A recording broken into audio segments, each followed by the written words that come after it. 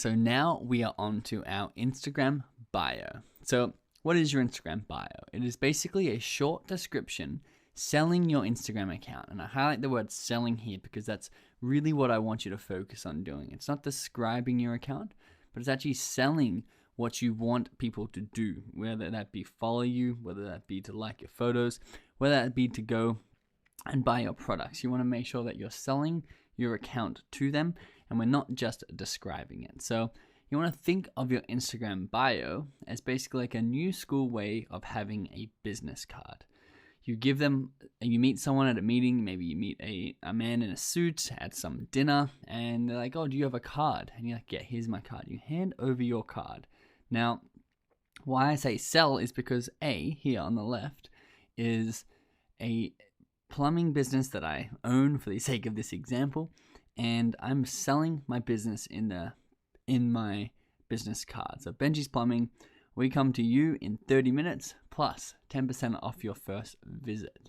So if anyone has a plumbing problem, they know that they can get me there to fix it in 30 minutes and they can get 10% off their first visit. Where B could be the same plumbing service, could be the same everything, but it's just called Benji's Plumbing. Here's a number, here's the website, and that's it. There's no call to action, there's no sales, there's no enticement of someone to actually use my plumbing service over anybody else's.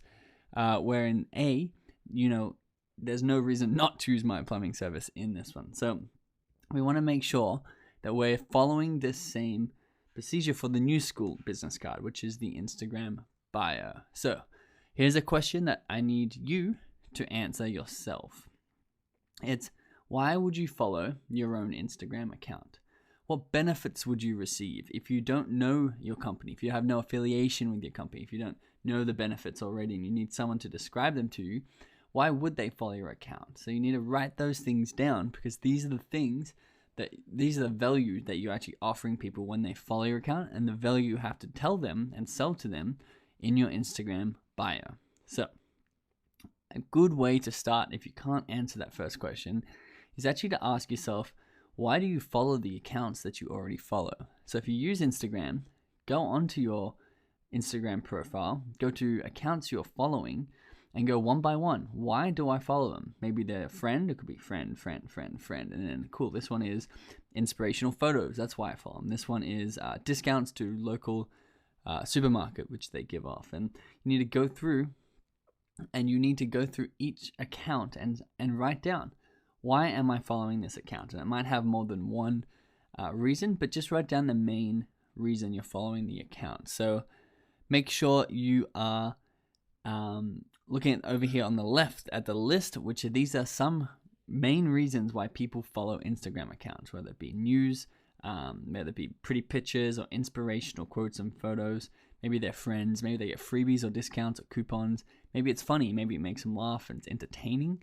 Maybe there's a service or product that you want or you're saving up for, you're not sure if you fully want, so you want to keep in touch with them. Or maybe they're educational, learning and informative. And you can see here are some examples on the right of inspirational things, of funny things. That's like the chips with the tomato sauce as the fingernails that look like hands. Here's a product of the ramen. If you're a ramen, if you're Itchy Run Ramen or something like that, people are like, yes, I love ramen. I'd like to see photos of ramen. I like these photos of food. And they're going to follow these accounts. So once again, ask yourself, why do you follow your own Instagram account, given these new parameters, given these reasons why most people follow your account? And then you have to convert these reasons into 150 characters to convince people to follow your account or to take your call to action, which we'll get into in a second. But basically, go from reasons why people should follow your account. Now we need to word it and put it into our bio. And there's two main ways to do this. So one, over here on the left, you can see this is a paragraph. So we write laws, we help you to pen your own civil rights into existence too. Scoreboard, 26 laws for more than 69 million survivors and counting. So you can see they've written the benefit of what they are. They've tried to explain what they do. And it's written in paragraph form, where dot points over here, you've got Ninja, who's basically got his name at the top, Tyler Blevins. Ninja is all of his handles on all of these social media platforms, which are just shouting them out. But you can see We wouldn't do this because we're not as big as Ninja, who is a gamer, is a YouTube gamer or a Twitch gamer, and everyone already knows who he is if they're following him. For us, we want to make sure that we're explaining ourselves a little bit better and selling the benefits of following us. But you can see he's just laid them out in dot point format. So now we've got reasons why people should follow us. We want to make sure that we are not explaining those reasons, but we're selling them. So here's the difference between an explanation and a sale, or the benefits. One of them is explaining what it is. The other one is explaining the benefits you get. If you're a world traveler and in your bio you've got traveler, then it's not really giving the person the benefit they want. The benefit that they want is travel with me and see incredible photos of the world.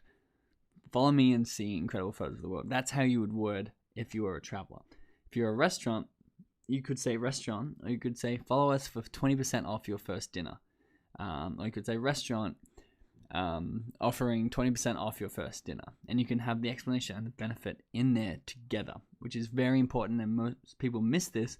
And if this can increase your conversion rate of people seeing your page to following your page or your account, even 20%, you're going to have 20% more followers every single day. So if you're averaging 80 followers a day, you're going to be having almost, this math's a little bit off, 100 followers a day instead of 80, which is 20 extra followers a day, which is just massive over the year, and it becomes exponential as you're getting more and more followers. You want to make sure that every little minuscule detail is perfected and refined so that you're not leaking these followers and this momentum is really working with you and not against you. So make sure you sell the benefits of your account. So write down what they are, turn them into either dot points or a paragraph, and sell them. Don't explain them.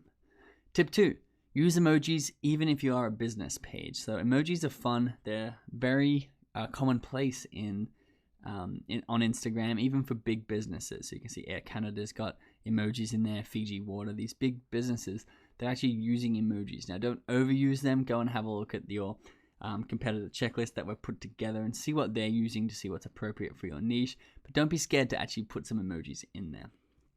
Tip number 3, use SEO rich keywords. So we've been talking about this throughout the whole of creating our Instagram account, and we want to make sure we don't skip over it here because it still gets pulled by the Instagram search algorithm. Anything that is in your bio is going to be read, and you're going to be more likely to show up high on those search results. So if, for example, I'm an entrepreneurship channel, I want to make sure the words entrepreneurship is in my bio, and I want to make sure that any other word that I think people will be searching for will be in my bio, even just written naturally. Hey, my name's Benji.